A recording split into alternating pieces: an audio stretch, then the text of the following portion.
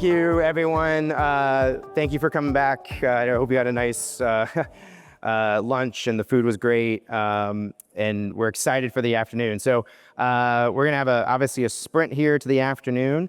We have another break, and then after that break, we'll be walking through some of our new product releases and showcases that we're really excited to show you about here this afternoon.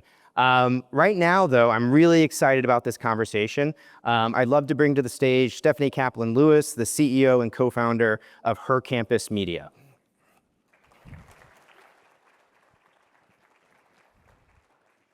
So Stephanie, thank you for joining us. I appreciate you coming in for this. I know you have team members here in Chicago, so it's great to have those folks and have Chicago represented here as well. So I met Stephanie about a year ago, and actually at Jacob's event, I believe. And where is Jacob? Jacob's in the back. And I just love the story. This room is full of audience professionals, media professionals that have a community, are interacting with that community, and you and your co-founder started Her Campus Media. So just off the top, tell us about Her Campus, tell us about what you are today, and sort of give us the nuggets of information. Yeah, absolutely. It's great to be here. Hi, everyone. I hope you had a good day so far and lunch. Thanks for coming back for this. So Her Campus Media is a Gen Z media and marketing ecosystem. We are today a portfolio of owned and operated media brands, which include Her Campus, Spoon University, College Fashionista, own kind of influencer and creator communities of over 100,000 Gen Zers across our different kind of niche communities, and then a full service marketing agency providing kind of end-to-end Gen Z marketing services for clients of ours like L'Oreal, P&G, Microsoft, Unilever, Walmart, to be their one-stop shop for all things college marketing, driving next-gen relevancy for them. So we were talking about backstage a little bit. Obviously, there's been, over the course of media, women's focused content, right? Goes way back in time. There's the beginnings of that, particularly from a publication. Some of the famous ones are something like 17 magazine that have been around. Did you read those? How did that kind of influence your thinking around Her Campus? Totally. And it's so funny that you brought that up. And like, you know, I didn't even know we were going to chat about this until a few minutes ago, but I loved women's magazines growing up. I loved reading them, poring over them. I was obsessed with them. And my first internship was actually at 17 magazine at Hearst the summer after my sophomore year of college.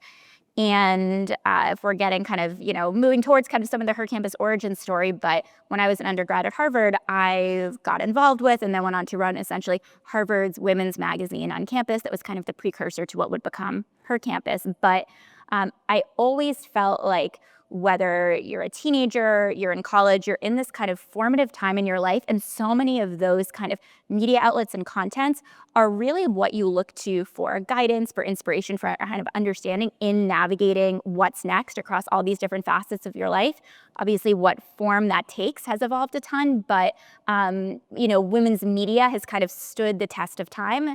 The format is what has changed. So talk to me about you and your co-founders at Harvard, 2009. Yep. Did you guys know each other? What's the origin story? You woke up one day and said, "This is what I need to do." Like, give us that story. Totally. So I have two co-founders, Windsor and Annie. We all met as Harvard undergrads because we had all gotten involved with this women's publication on campus that at the time was a print magazine, Harvard's lifestyle and fashion magazine.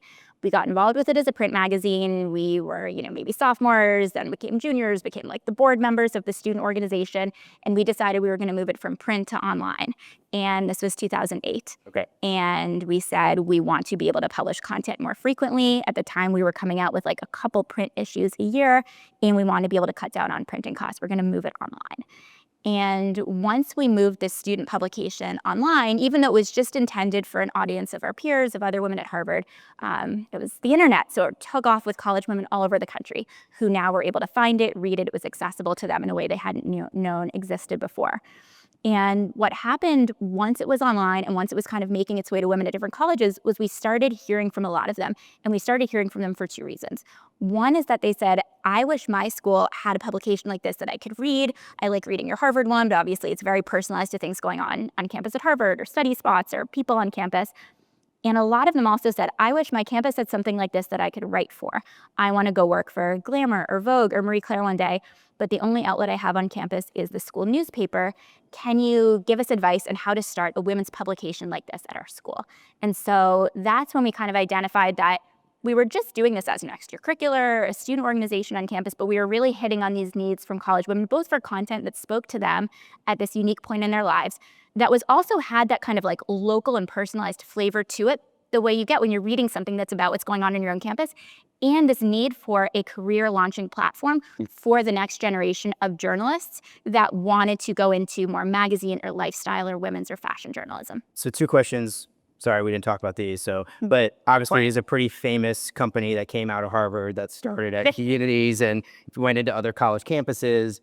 Was that intentional, or did you kind of follow like, hey, we're going to start, we're kind of follow that Facebook profile, or we're going to start here and expand, or did that happen organically for you? So, we're obviously well aware of Facebook. I'm not sure we actually ever thought of ourselves in that same vein or following that same model, but we always knew that what we wanted to do was have both a national and a local campus by campus component to it. And you still have those today? We still have those today. We have campus chapters at hundreds of colleges around the country, and they're creating kind of local content that's digital, that's social, that's, every type of content. They're hosting events on campus and leading these organizations at their schools. The parallel that we did have that was unexpected was my co-founder, Annie, was a year behind myself in Windsor. So Annie actually ended up dropping out of Harvard to be able to pursue her campus full-time when we were. Yeah. And I think Annie has this like framed or pinned in her room or something somewhere, but this Business Insider article came out that we didn't even know about, and it had just a throwaway line in it that said, like, famous Harvard dropouts include Mark Zuckerberg, Bill Gates, and her campus is Annie Wang. And we were like, oh my goodness. So that was like her line of a lifetime, but we semi-followed in the footsteps, but it wasn't necessarily intentional. That's pretty cool. So, and again, my brain's going cool different directions now, so sorry for that.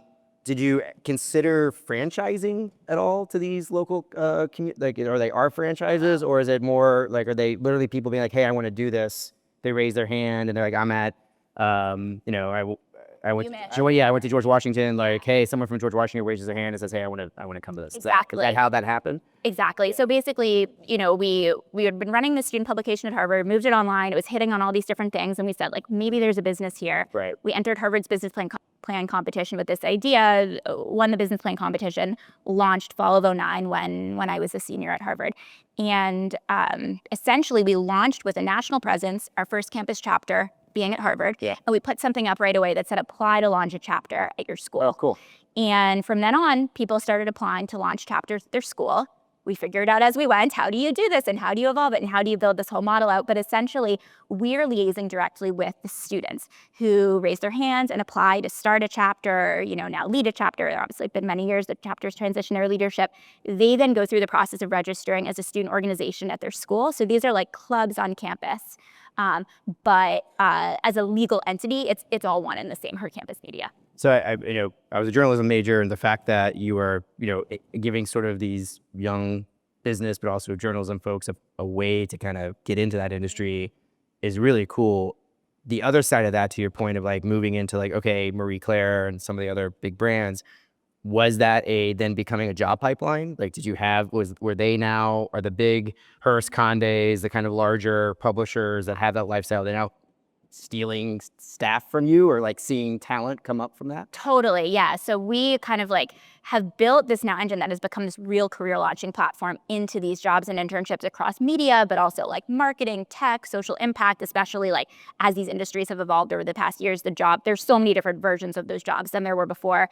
We actually last year was Her Campus's 15-year anniversary, which was really cool. Congratulations. Thank you. And we did this event that was called the Her Campus Reunion. It was our first ever alumni conference where we brought back we've hundreds of thousands of alums that have now gone through our program over 15 years, but we brought back some of like our top alums, and they were both the attendees at the event and they were the speakers. So we had them up on stage. That includes Elizabeth Wagmeister, who's a correspondent on CNN, top VPs across, Meta and Instagram, Rosa Heyman, who's very senior at Hearst, all these amazing women who had gone through the Her Campus program and were now in these leadership positions across the industry. And it was the manifestation of our mission. It was the coolest thing. That's really cool. So let's talk about how, just get a little bit more in like the finances of this. Like, you bootstrapped it. right? Yes. No outside funding. You had the vision, you had the dream.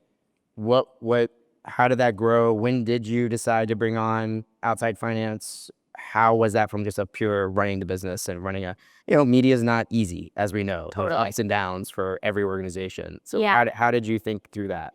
100%. So we really took the road less traveled, especially in that era of digital media where you saw a lot of people going out, raising a lot of money, not necessarily having kind of a profitable way they were operating the business. We completely bootstrapped the company, and we were both bootstrapped and profitable for the first 15 years. Wow. And profitable literally on our cash in the bank. We didn't have debt. We didn't have loans.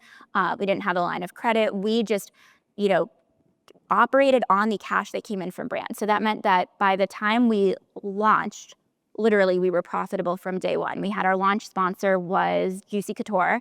And this was before Juicy Couture kind of like had a downfall, and then they came back up, and then they were our client again many years later. But my co-founder Windsor had cold called Juicy Couture about being our launch sponsor back in summer 2009, and our costs to start up the business were minimal, like filing his LLC. We had free office space. We had won through the business plan competition, and from that moment on, we just were profitable every step of the way. And so that isn't easy, like you mentioned. That meant being incredibly disciplined around what we spent money on, what we invested in.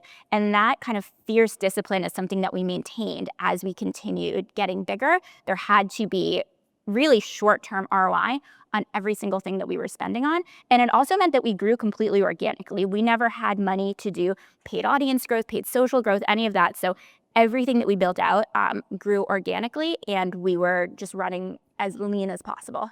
And the M&A you did, you bought College Fashionista, Spoon University. When did you do those? How did you do those? What made you decide that you wanted to get into M&A? Yeah, so we've actually completed 6 acquisitions over the years. Spoon and College Fashionista are the 2 most significant ones, and the 2 that we maintained as their own properties after we acquired them. It was really a combination, I would say, relationship building and being opportunistic with all of these things. I would be lying if I said like we had a very cohesive M&A strategy and we set out to execute it. Now we have something like that, but over the course of these years early on, we didn't have anything like that. But it was about kind of being deeply entrenched in our space, knowing who the different players were, and seeing when there was an opportunity to do something. Both Spoon and College Fashionista were really unique in that we had known those founders for a long time. The Spoon founders I'd actually mentored when they were getting launched at Northwestern. They both were acquired by a larger media company before we acquired them. And sometimes those deals go great. Other times they don't. And in both of those situations, we then had the opportunity to acquire them from their buyer. Did you, obviously, Daily Candy, the Skim, classic, sort of the beginnings of the newsletter. I think some of us were talking about this last night. It's funny when you think about the newsletter business, and nothing against the Morning Brew team here, but Daily Candy, I believe, sold to Comcast in 2009 for like $180 million. So this is obviously like a business that has been around. Both those brands, I think, kind of peaked and then fell. Did you look at the Skim or the Daily Candy during that process where you, or later on, and be like, oh, we could scoop these up? That's something you wanted to think about, or no? No, that's a great question. Daily Candy was a little bit before our time. They were definitely kind of aspirational for us when we were getting launched. I forget exactly when they did their acquisition, but that was something where when we were launching her campus, Daily Candy was a big name. The Skim, of course, we've tracked over the years. Morning Brew, Alex and Austin are friends of mine. They've done amazing at this, obviously. So there are always a lot of different, relationship that we have with other players in the space, things we have our eye on. I would say now we are, you referenced before that we were bootstrapped for a number of years. Last year, after 15 years, for the first time, we brought in a financial partner that is now really excited about us being the platform to do further M&A under us. And so we're actively engaged in a number of exciting conversations now to build this out further and continue to own more and more of the space. So we're always building the relationship because you never know where it could go.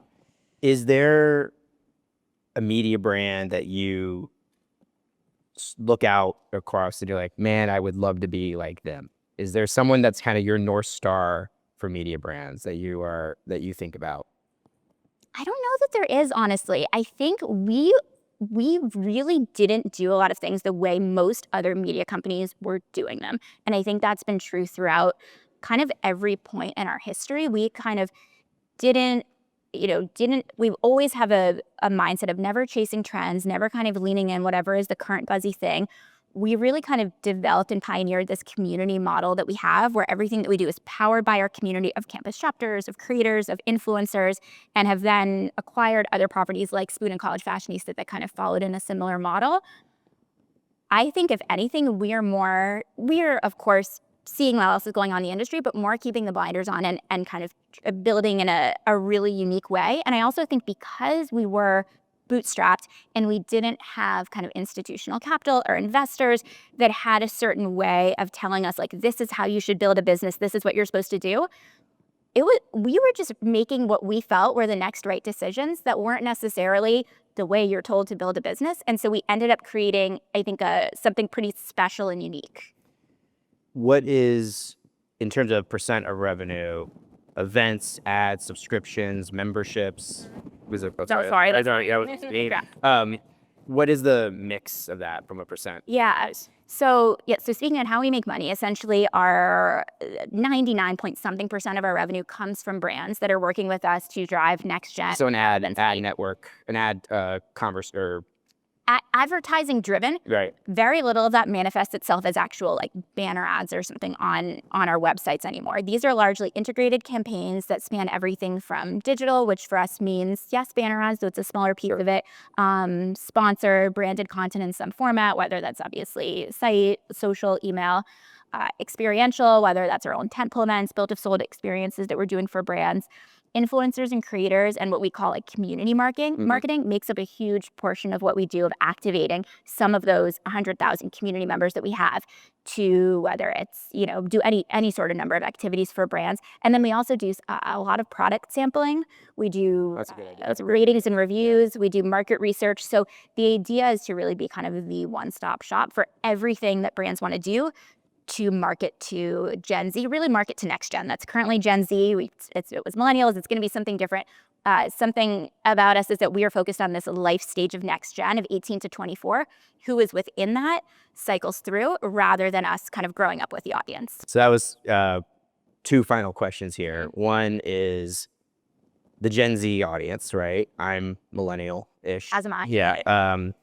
I remember going to conferences and years ago, and how do you talk to millennials? And I remember being like, oh God, like, just talk to me, right? But now it's like, how the hell do I talk to Gen Z? How do you, as your company gets older and grows away from that, do you stay connected there? That's my first question. My second question, as we wrap up, I have a 1-year-old daughter, so I need advice. How should I, what types of things do you see that younger generation being more interested in or not interested in that we maybe not be seeing right now? Yeah. So it's crazy, as your daughter is probably like the last year of Gen Alpha, because then 2025 is the first year of Gen Beta. Got it. Okay. Or you have these multiple generations, which is crazy. My kids are also Gen Alpha. They're 3.5 and 6.5. But in terms of kind of like staying relevant and on the pulse with this audience, as I just mentioned, I have a 3.5 and 6.5-year-old. When we started this, we were college women ourselves. Everything was intuitive. We were creating for ourselves and our peers. It's really because of that community-powered model that we have. Everything that we do is really driven kind of grassroots, bottom-up, informed by our community of these hundreds of campus chapters, these tens of thousands of influencers and creators. They are naturally evolving, and that community itself is constantly regenerating every single year. A bunch of them are graduating, new people are coming in. And so because everything that we're doing is informed from that, that's how we stay relevant and on the pulse. And of course, we have, incredible team members on our team that are closer to it than I am, but it really is that community model baked in that enables us to maintain that relevancy. And then thinking about where it evolves from there, so again, right now we talk all the time to brands about reaching Gen Z. Next is going to be Gen Zalpha, then Gen Alpha. I don't know what the alpha beta hybrid word that someone will come up with eventually will even be is. And obviously it's just super interesting to see how the forms of media and platforms are evolving. We have been through so many of these comings and goings of these platforms over the last 15 years. I think we were less phased than many by all the tumult going on with TikTok, because it was like, well, we've seen Facebook come and go. We've seen, Snapchat is You're not building on those platforms. We're not building on those platforms. We were never doing something that was really like driven to engineer or game a certain algorithm. We are really focused on building community, building our brands such that we have that connection with our audience that will follow us and transcend platforms. So it will be interesting to see like how media manifests itself in the future. But we've always been focused on the fact that, you know, people are always going to consume content media in some form. They always want to build community with one another, and brands always want to talk to the next gen. How that manifests is changed a million times in the last 15 years, will inevitably change many times over in the 15 years to come. Well, I love the community aspect of this. I love the audience focus on this. I love that you are in a special interest niche, but you're not building on social per se, because you now have that connection, and it's really impressive. And so thank you so much for coming here. Please round us applause for Stephanie. Thank you for having me.